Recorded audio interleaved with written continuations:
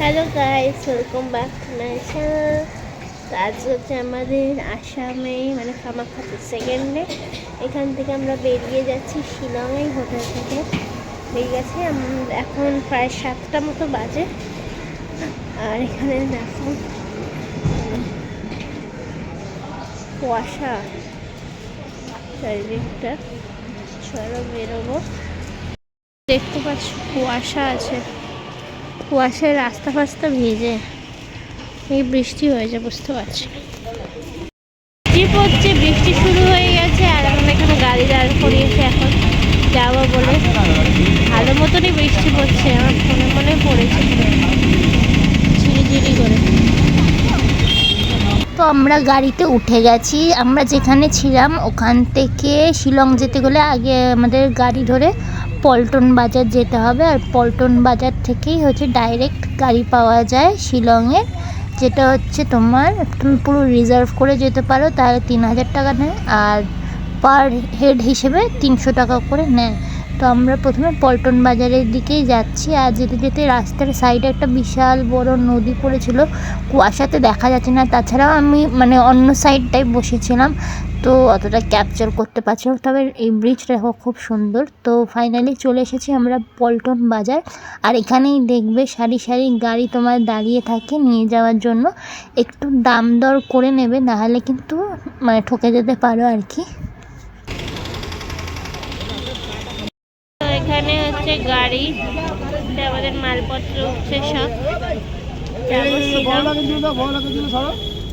তো আমাদের শিলং যাওয়ার জার্নি স্টার্ট হয়ে গেছে ফাইনালি। তো এখান থেকে প্রায় 3 ঘন্টা মতন লাগবে আমাদের শিলংয়ে পৌঁছতে, কারণ শিলং হচ্ছে তোমার পাহাড়ের ওপরে একদম।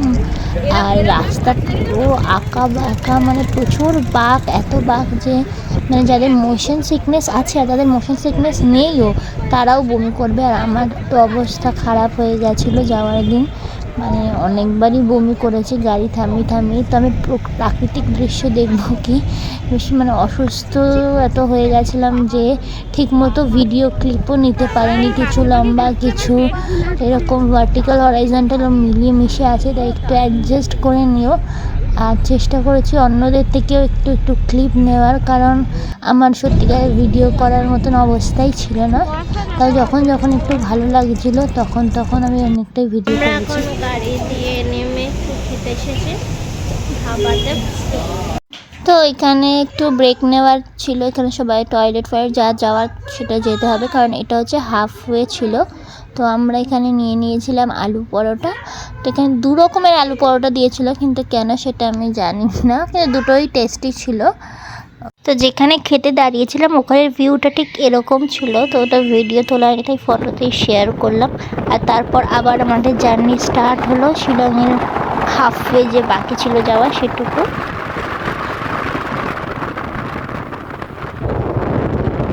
আপনাদেরকে দেখাচ্ছি যে আমরা একটা ভিউ পয়েন্ট এখানে দাঁড়িয়েছি, যে ভিউ পয়েন্টটা কতটা সুন্দর দেখতে, দেখাচ্ছি দাঁড়াও। এই দেখো সেই সুন্দর ভিউ পয়েন্ট, এটা হচ্ছে উমিয়াম লেক। এই লেকটা কিন্তু বিশাল বড়, এটা পার করতে তোমার প্রায় গাড়িতেই আমাদের আধা ঘন্টা এরকম লেগেছিলো। আর এই দেখো আমি তখন সবে নেমেই ওখানে বমি করেছিলাম, তাই আমার হাজব্যান্ড কিছুটা ভিডিও করেছিল, অদ্রিজা কিছুটা করেছিল। তো সেই ক্লিপগুলোই তোমাদেরকে দেখাচ্ছি। খুব সুন্দর লেকটা, কিন্তু এখানে তোমরা গেলে অবশ্যই দাঁড়িয়ে সুন্দর সুন্দর ছবি তোলো। আর শিলংয়ে পৌঁছে গেছি, অনেক আমার অবস্থা খারাপ, পুরো বমি করতে করতে এসেছি। যাই হোক এখানে সাজানো আছে, এগুলো সন্ধ্যাবেলায় দেখাবো। এখন ওরা গেছে হোটেল খুঁজতে, আমরা এখানে ওয়েট করছি। আশেপাশেটা দেখাচ্ছি, এখানে সব দোকান এই সমস্ত আছে। এখানে সুন্দর সাজিয়েছে ক্রিসমাসের থেকে, ওই যে সব রাত্রেবেলা লাইটগুলো জ্বালালে দেখা যাবে।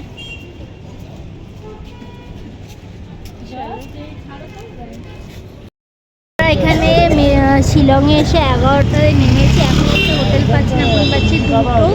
ব্যাগপত্র নিয়ে দাঁড়িয়ে আছি, মানে ছেলেরা হোটেল খুঁজতে গেছিলো। তো আমাদের উপর মনে আছে মানে এখানে প্রচণ্ড চোর আছে, আই থিঙ্ক আমাদেরকে ঘিরছে। চোরগুলোকে আমি দেখাচ্ছি, হ্যাঁ মানে লিটারেলি আমাদের পিছা করছে। প্রথমে একজন ঘুরছিল, এখন আরও চারজনকে নিয়ে চলে এসেছে, আর হাতে দেখে সব পয়েন্টের জিনিস আছে। এবারে আমাদের তো খুবই ভয় লাগছে, জানি না কী হবে। তো লাগেজ নিয়ে প্রথমে আমি আর ওই দাঁড়িয়েছিলাম, ওরা একটু বাইরে গেছিলো, আমরা ভয় পেয়েছি। এখন সবাই মোটামুটি এসে দাঁড়িয়েছে, দুজন গেছে হোটেল খুঁজতে। মানে আমরা ঘিরে দাঁড়িয়ে আছি, আর এই যে চোরগুলো এখানে দাঁড়িয়ে আছে, ওদের ভয় দেখাচ্ছে। এখানে কত ব্যাগ, মানে শিলং খুবই ভয়ানক জায়গা মনে হচ্ছে, তাই না চোর ফোর অ্যাটাক করতে পারে। একটা হোটেল নাকি পেয়েছে, চলো যাই।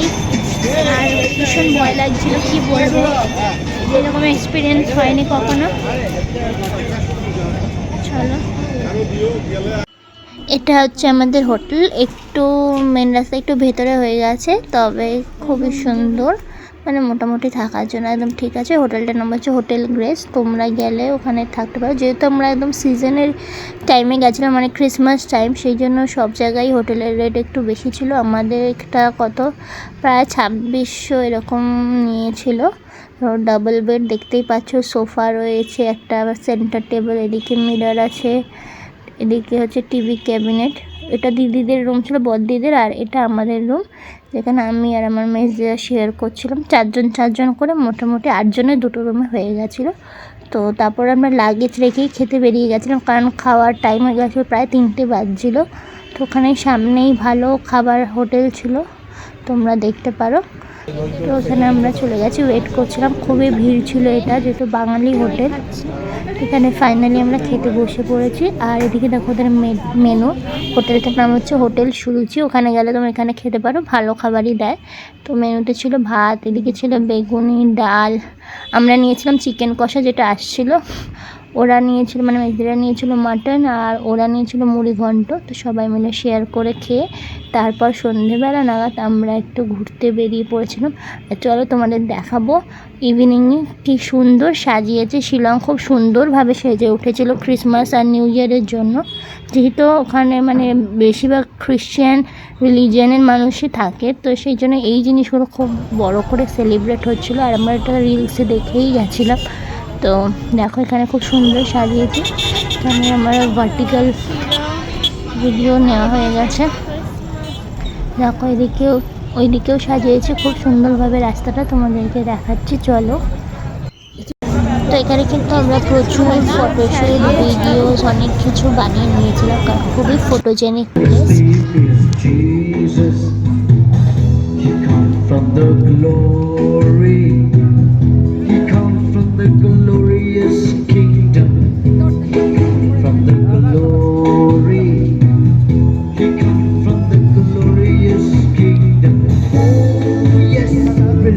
তো এবার তোমাদেরকে দেখাই সকালে আমরা যেখানে দাঁড়িয়ে ওয়েট করছিলাম, তার পেছন দিকে যেই ছিল বলেছিলাম বিকালে দেখাবো, সেইটাই দেখাচ্ছি। এখানে দেখো খুব সুন্দরভাবে ডেকোরেট করেছে। এদিকে দেখো সান্টা ক্লসের যে গাড়িটা যেটা করে আসে, সেই রেইনডিয়ার নিয়ে আসে, সেটাও খুব সুন্দর সাজিয়েছে। ওইদিকে ফটো তোলারও এই দেখো একটা বুথ টাইপের বানিয়েছিল, তো বেসিক্যালি খুব সুন্দরভাবে সাজিয়েছিল। তো তারপরে আমরা ওখানের ফুড এক্সপ্লোর করতে স্টার্ট করলাম, স্ট্রিট ফুড। তো প্রথমেই নিয়ে নিয়েছিলাম এখানে মশালা কর্ন, যেটা আই থিঙ্ক 40 টাকা বা 50 টাকা এরকম নিয়েছিল, ওরাও বাটার কর্ন নিয়েছিল এখানে। আর তারপরে আমরা ট্রাই করেছিলাম হচ্ছে গিয়ে মোমো, যেহেতু পাহাড়ে গেছি, পাহাড়ি মোমো কেমন হবে সেরকম সেটা টেস্ট করার জন্য, কিন্তু আমাদের মানে ঠিকঠাক ছিল, 40 টাকা নিয়েছিল আই থিঙ্ক, ভালো মানে খুবই কম পুর আর কি, যেরকম হয় আর কি। ভালো দোকান দিয়ে খেলে হয়তো আরও একটু ভালো লাগতো খেতে। আর তারপরেই ওখানের ফুচকাও আমরা ট্রাই করেছিলাম। আর জানোই আমার হাজব্যান্ড হচ্ছে ফুচকা লাভার, যেখানে ও ফুচকা দেখতে পায় আগেই দৌড়োয়, তো সেই জন্য ওখানের ফুচকা তো ট্রাই করতেই হবে। তো ওখানে 20 টাকায় 6 পিস ফুচকা দিয়েছিল। ফুচকাটাও মোটামুটি ভালোই খেতে ছিল, আমাদের এখানের মতন অত নয়, তবে ভালো ছিল। তোমরা অবশ্যই গেলে ট্রাই করতে পারো। তো এখানে হচ্ছিলো তন্দুরি চা, যেটা আমরা আর খাইনি, কারণ অনেকটাই রাত হয়ে যাচ্ছিলো, আমাদের ডিনারের টাইম এসে গেছে। এখন যদি চা খাই তাহলে ঘুম উড়ে যাবে, তাই আর চা খাইনি। আর এদিকে দেখছো মানে এগুলো সব মার্কেট, কিন্তু অনেক সস্তায় ভালো ভালো সোয়েটার, মোটা সোয়েটার, এগুলো সব বিক্রি হচ্ছিলো। তোমরা গেলে অবশ্যই কিনো, আমরা কিনিনি। তো এটা হচ্ছে আমাদের হোটেলটা, রাতে এরকম সুন্দর লাগে, খুব সুন্দর লাইটিং করেছে। আর পাশেই দেখছো মেঘালয় রুরাল ব্যাংক, তো বাইরে থেকে কিন্তু খুবই ফটোজেনিক প্লেস, এখানে দাঁড়িয়ে তোমরা সুন্দর অ্যাস্থেটিক ফটো তুলতে পারো। এখানেই অর্ডার করেছিলাম, দিয়ে গেছে এগ ফ্রাইড রাইস আর চিলি চিকেন। আরেকটা প্লেট কই? এখানে আমাদের চিলি চিকেন আর এই কি সবার কি দুটো করে নাকি দেড় প্লেট করে? তো তো ভিডিওটা আর লম্বা করব না, সারাদিন অনেক হেক্টিক শিডিউল গেছে, অনেক জার্নি ছিল। তো খেয়ে দিয়ে আমি এখানে এরপর শুয়ে পড়বো। তো ভিডিওটা এখানে এন্ড করছি। যদি ভালো লাগে তাহলে অবশ্যই লাইক, কমেন্ট, শেয়ার আর সাবস্ক্রাইব করে দিও আমার চ্যানেল, যাতে আরও নতুন নতুন অনেক ভিডিও দেখতে পাও। Bye, stay tune.